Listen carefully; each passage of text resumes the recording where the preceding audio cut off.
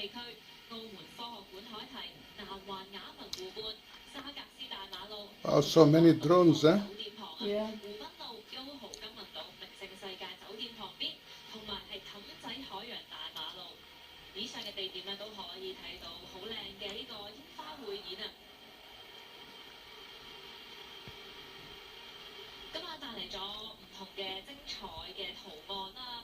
咁啊，期待下今日究竟年初七去到人日啦，人日生日會唔會有啲咩特別嘅主題造型圖案，或者有啲咩元素嘅搭配咧？